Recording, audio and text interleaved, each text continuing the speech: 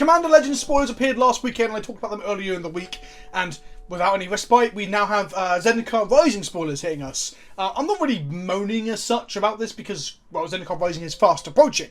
It launched on the 20th of September, and they have to start preview season soon. They like to spread it out amongst creators.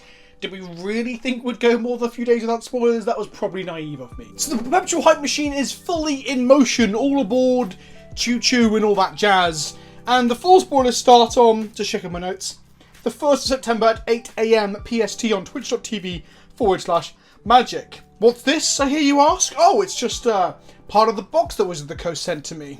We got a greetings card, we got a cool Zendikar Rising flask that I'll probably use on stream, although it doesn't hold enough water, honestly, for streaming, I mean. We also got, sorry for banging on the table there, we got a Zendikar Rising mask, which I can wear out in public, I guess, if I want people to know I'm a big fucking nerd. Oh my god, it's not very big! There we go. Okay, that's not so bad. That's actually not so bad.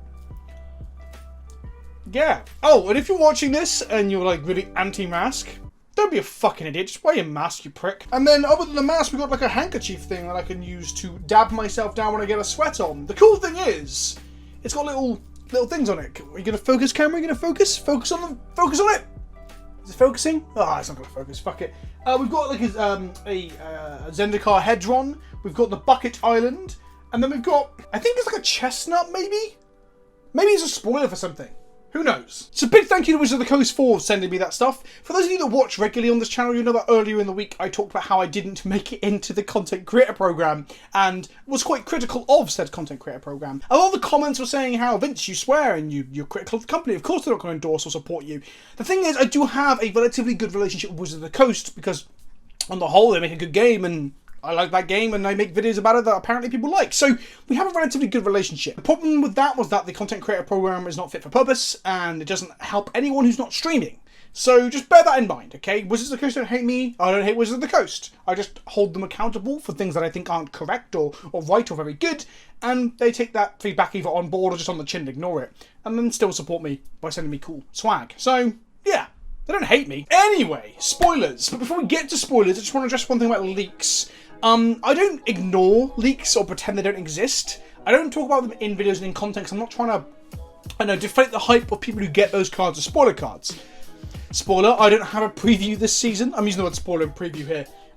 Interchangeably, I probably shouldn't. I don't have a preview card this season, but I know like when I was a lot smaller, having a preview card was not only exciting, but it also drove some traffic to the channel because people will click through and then if they're impressed by the cut of your chip, might stick around and watch other videos. So I don't talk about leaks because I don't want to talk about other people's preview cards. That's the only reason. On my in content, as it were. I don't want to steal the hype away from them. I acknowledge they exist. I will not like shy away from mention of them on my Discord server or in Twitch chat or whatever. But I've had some people ask me recently why I don't talk about leaks. And that's the reason. I don't want to just be like, oh, look at this leak, and then shit all over a smaller creator who's trying to make their way in the world. On that note, let's talk about previews. The first of the two cards they've previewed two very big, exciting mythics, is Jace the Mirror Mage. I love this design. Jace is often talked about as the most boring of the Planeswalkers in terms of like flavour and narrative and story. I often take the piss out of him, but they've been working on it over time. He's getting better. I mean, Ixalan was a big step up, right? And War of the Spark was a step down for everyone, but let's not talk about that. From a gameplay and mechanical or thematic perspective, I've started to really enjoy where they're going with Jace in terms of showing off his ability to manipulate minds in recent sets and do illusions and shit. War of the Spark's Jace was one of the most interesting Planeswalkers in the set, which is not hard considering most of them were just boringly obnoxious. The great thing about War of the Spark Jace is that when it was played against you, even limited I guess, although the milling is rough, you didn't feel like you wanted to shit yourself out of existence. And we also had Spark Double that showed off some of his magic from a narrative perspective again. I think there was a bit in the novel, I only read half of it and got very bored, but there's a bit where he duplicates himself using Spark Double style magic to fight or avoid detection or something like that. Anyway, duplicating himself like some sort of multiple man or like casting the D&D mirror image spell is kind of part of his thing now. So this mirror mage thing and this duplicating thing, I'm kind of into it, as it makes him a lot more mechanically unique than things like fucking Teferi, who just feels mechanically just very powerful with every iteration we see. So here we have Jace, the next evolution, as a 3-mana Planeswalker with Kicker. That's right, Kicker is back, and I welcome it. It was a mechanic utilised in the original Zendikar block, so I'm happy to see it return as a callback to original Zendi. And Kicker as a mechanic is simple, efficient, and very grokkable. It's very easy to understand that I pay an extra, I get an extra thing. It's just tight design. In some ways, it's quite a contrast to the questions that Companion brought with it, and then the fucking up of the game that Companion brought with it. It's nice to see us like pull back and go back to a nice, I don't want to use the word wholesome, but just tidy mechanic. This is the first Planeswalker we've ever seen with Kicker, and when you kick it, it makes a copy of itself. But the loyalty is set to 1, and the copy is not legendary, so it sticks around. In short, we have a 3-mana mode and a 5-mana mode of Jace the Mirror Mage. When I first glanced at this, I assumed it was multi-kicker and started to consider comparing this to Sphinx's Revelation or Hydroid Crisis in terms of card selection and advantage and its growth over the course of the game in terms of being able to dump more and more mana into it. But then I sat down to actually write out some notes for this video and realised it wasn't multi-kicker. It's not. And perhaps for good reason. Imagine 9 mana for 4 copies of this card. That does seem kinda absurd. So you get 1 copy that upticks from 4 loyalty to 5 on a 3 CMC Planeswalker, so it does pad itself a little bit and perhaps protects itself from a single threat on the board.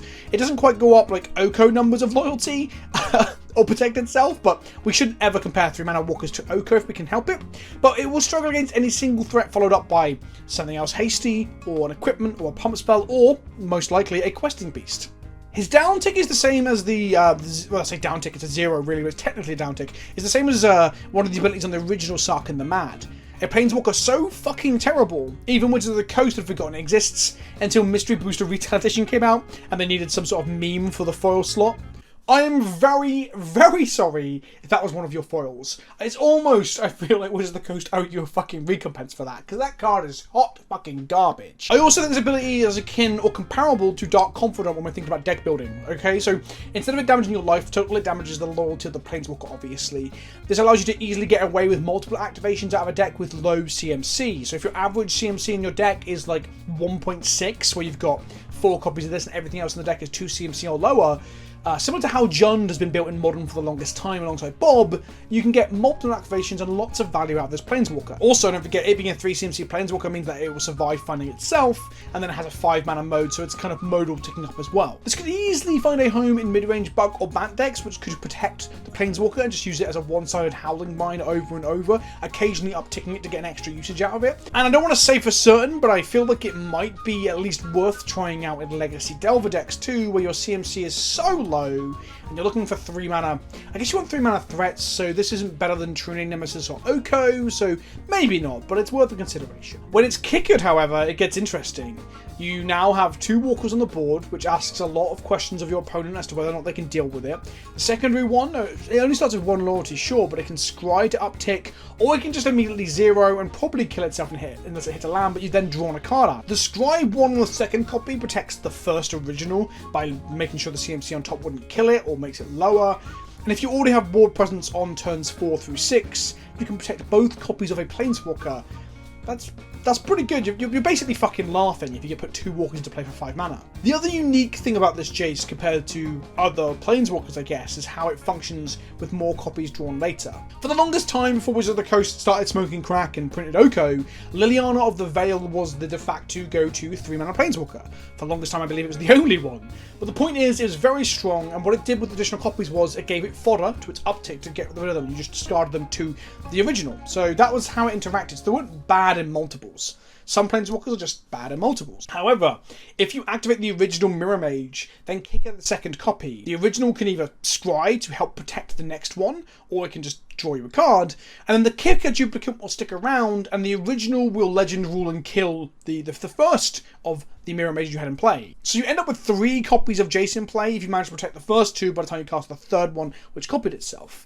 I don't know if I've explained that very well. I'm definitely not going to do a fucking diagram on screen to explain a point, but my point is, if you kick a 1, then untap and kick her another, you might just end up with 3 Jaces in play, all scrying and drawing cards and basically creating huge amounts of card selection and value, which if you've got other things like creatures and removal spells in your deck to help benefit from that. I'm not saying this isn't a game-winning thing on its own, but it's quite a good engine. In short, I generally think this card is rather good. But let's be real here. It is a 3 CMC Planeswalker, a blue one at that. It's either going to be absolutely fucking unplayable garbage, or borderline or quite literally oppressive.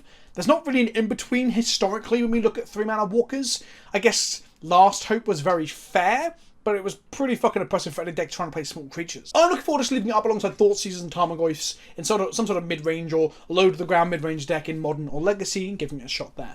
Then we have Nahiri, a 4 CMC Heir of the Ancients. She starts on 4 in 2 colours and ticks out to make a body to protect herself, so that's something. The body immediately equips any equipment you've got in play and attaches straight to it, so of course this is reasonable with Swords of X and Y or Batterskull, or even just a horde of living weapons, cheap ones.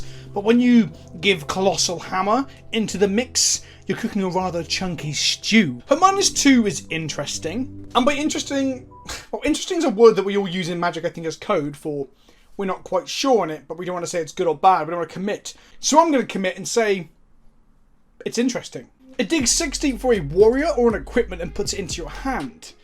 So okay, it digs 60, which is a lot more than most white or red planeswalkers would do, but the warrior clause is a weird one. So maybe this will push warriors over the edge to be a fringe deck somewhere, but I kind of doubt it, because I think this walker's a bit shit, but we'll come to that in a moment. This does confirm to me though that we'll be seeing warriors as a focus, or at least a draft archetype of some kind in Zendikar 3. And by draft archetype, I don't mean like this card is designed for draft, because it's a mythic, but what I mean is there will be enough warrior support to perhaps make a small impact on standard at the very least, or at worst just be a draft archetype. Or alternatively we get some really pushed as fuck stuff, like, I don't know, a warrior variant Stoneforge Mystic, probably a strictly worse one for standard, maybe a 3 CMC sorcery activation one or something like that.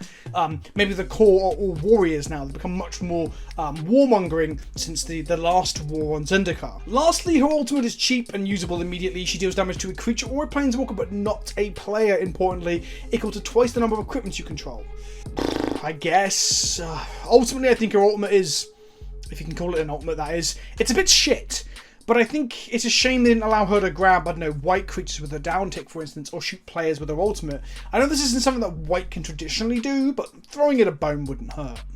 I expect this to be played in some fringe deck that my patrons and splicers forced me to play. Perhaps I can play an updated version of Pure Steel, Pure Banter alongside Pure Steel Paladin and Living Weapons, or in EDH, a little else elsewhere. I guess it could be a fringe, perhaps even a sideboard card for Cheerios, because Cheerios might be able to use the down tick as a way to monopolize on all the equipment it has in play, but the fact that it can't shoot a player means it's probably not worth it. We then have these alternative frame variants of each, the collector booster ones I assume, where Jace is looking like a manic villain channeling some deeply chaotic Tybalt energy, and Nahiri is about to drop some symphonic black metal vocals onto an audio track. I like them as playful alternatives to the more typical heroic poses of the originals, and I noticed they're both framed by earth and rock, perhaps a thematic device, a nod towards Zendikar literally rising to fight back against these pesky fucking planeswalkers that keep trapping space monsters and shit like that on the plane. Who knows? I guess only time will tell. I do find it interesting though, we've got to a stage in Magic now that alternate frames are part of the spoiler season. And I wonder if these are the only alternate frames, or there'll be some form of other showcase or collector versions of these cards. I honestly lose track of how many variants of cards there are. I mean, Teferi was literally a fucking meme in M21, so hopefully we don't have anything that bad. So I've been Vince, also known as PleasantKenobi on the internet, and that's the beginning of the Zendikar spoiler season, with these two rather interesting planeswalkers, if we're completely honest about it. I wasn't going to do a video on them, and then when I looked at them and thought about them a bit longer, I was like, you know what, these are more interesting than most planeswalkers. I won't be doing spoiler videos for every card in Zendikar. What I'll go back to doing, like I started to do with M21, and then I was sick one weekend, but I'm going to do like a weekend roundup, where on the Friday or the Saturday I sit down and just talk through my first impressions of what we've seen that week.